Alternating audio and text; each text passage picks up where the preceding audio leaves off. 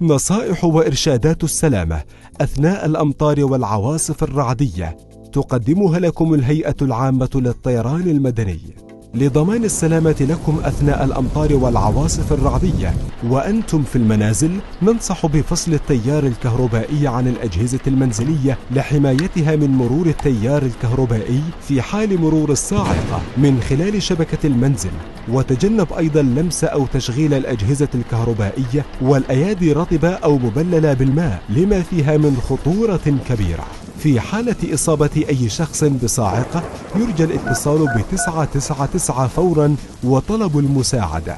يرجى متابعة آخر التحديثات والنشرات الجوية الصادرة من حسابات الهيئة العامة للطيران المدني وإدارة الأرصاد الجوية.